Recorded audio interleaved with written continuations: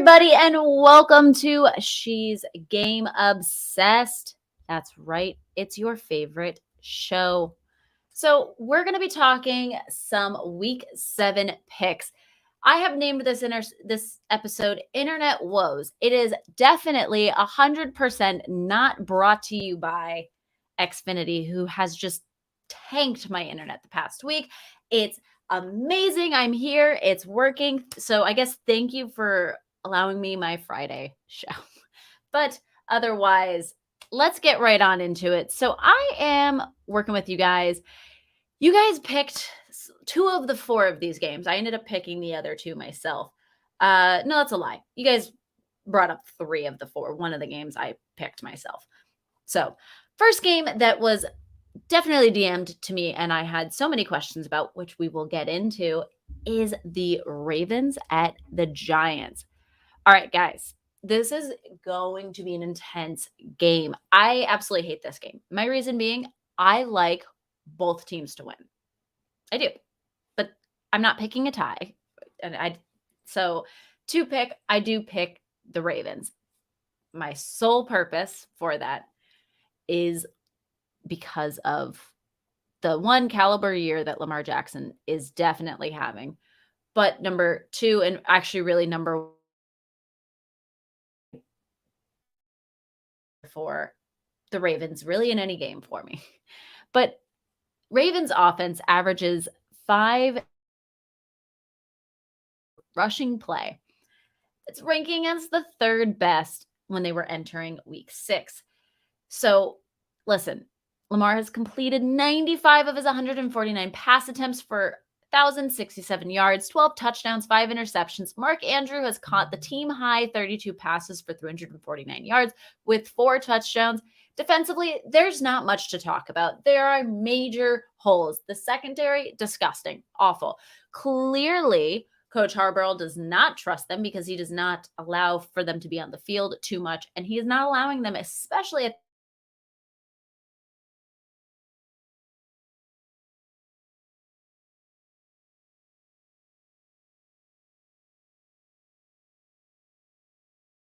Lewis in the building. I was really hoping this week to see Ray Lewis signs a contract with the Ravens to help defensive, suit him back up, get him on the field, but no, they didn't.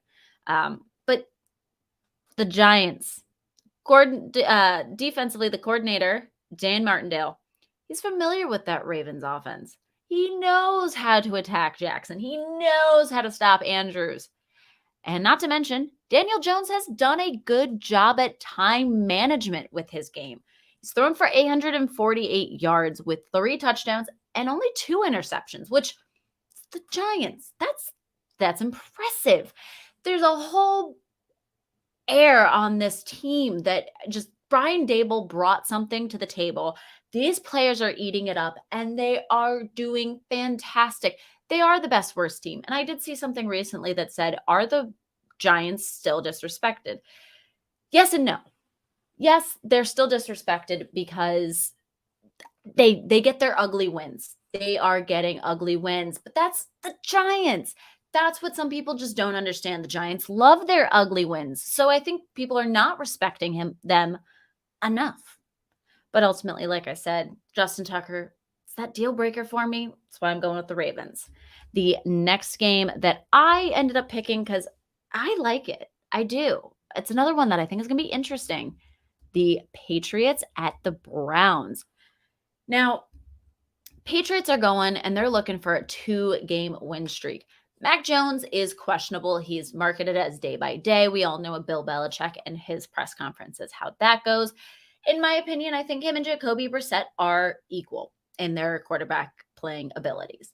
Now, let's go to more likely things. Instead of talking about day by day, Bailey Zappi is most likely, I'm pretty sure, feeling confident in saying he's going to get that 2nd straight start, which gives him another week of practice. He's been gaining more experience. He's been improving his timing with the offense.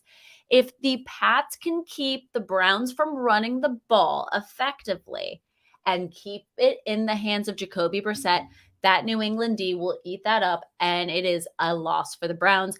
And that's where I think the game plan's going. That's why I am taking the Patriots. Now, looking at the Browns, they're on a 2-game losing streak. They are looking to snap out of that. Nick Chubb and Kareem Hunt. I say this every week. I talk about them every week, as does everyone else. It's going to be a huge day for them. Jacoby is going to only try to keep it in the hands of Chubb and Hunt. Nick Chubb has anchored that offense. He has been the best back in the NFL this season. He leads the league with 593 rushing yards and 7 touchdowns. That's great. And not to mention Kareem Hunt, his sidekick, 247 yards and 2 scores on the ground. This game is going to be close, and I think the Patriots definitely keep it that close. New England is going to be using their run game because also the Browns, they're 32nd in rush defense. They've allowed 200 plus rush yards in their last 2 games. Looking at all these stats, for me, it is the Patriots game to lose. And we know one thing, Bill Belichick does not want to lose, and especially to a team like the Browns. All right, this is the next game, the game of the week. I received so many DMs on this game. So many. I stopped counting at one point, honestly. That, of course, is the Bills at Chiefs. Okay. Josh Allen is out for revenge after that crushing defeat in the playoffs. And I gotta say, I'm on the Bills side for this. I'm looking at it. Hear me out. Because Patty Mahomes is, for the first time in his career, a home underdog. Obviously, Vegas knows or thinks something for them to be putting those numbers out there. But the Bills, they have a higher ranking offense, higher ranking passing offense, higher ranking rush offense, higher ranking total defense, higher ranking passing defense, and higher ranking rush defense, which means total package, complete package, what you're looking for on both sides of the ball, especially labeling them as Super Bowl contenders. Okay? Okay. Mahomes scares me. Going into the season, I did question him. I said, without Tyreek, this is going to be a problem. And week 1, he came out and he slung the ball, made contact with multiple receivers, and everyone was kind of like, oh, we guessed wrong. Mahomes is just fine. And yes, Mahomes is just fine. He still has Travis Kelce, and they're still slinging that ball, and he is using Kelce. But you mean to tell me that on a high-ranking defense like the Bills' defense, that Kelce is going to pretty much take a lot of reps and he's going to be successful at completing and getting yardage and scoring? Most likely, absolutely not. Mahomes is too all over the place. He's throwing to multiple receivers a game. There's multiple drops, multiple incompletions. The game isn't getting played the way we're used to seeing Patty Mahomes play the game. Not to mention running backs. He's doing the same thing. He's spreading it out among all running backs. Last week was Jerick McKinnon, who was the number 1. What's the next week? It's going to be someone else. I think we need to see more consistency on the Chiefs' end for me to feel confident in saying I like the Chiefs over the Bills. But as it sits at the time of this recording, the Bills are far more consistent of a team, and they're the team I like to beat the Chiefs on this Sunday. Now, looking at a game that I got also another lot of DMs about, the Cowboys at Eagles. Listen, this is going to be exciting. We have an NFC East divisional matchup. We're looking for his first loss on both sides. And hear me out, because I know you're like, when you're talking about the Dallas Cowboys have lost. Yes, they have. But not with Cooper Rush and company, not with how they've been looking. They're 4 straight wins. They're feeling good right now. Eagles are fully undefeated, but that's not to mention, this is huge. One of these teams is going to come out with a loss for the first time in a very long time. The Cowboys have dominated in the NFC East for the last 2 years. Dallas is on an 8-game win streak in the NFC East, which includes victories this year over the Giants and Commanders. But looking at last season, taking on the Eagles, both games, Dallas won 41-21. 51-26. Now, I'm looking at a different Eagles team this year. I don't think the scores are going to be that far apart. And if they are, that's incredible.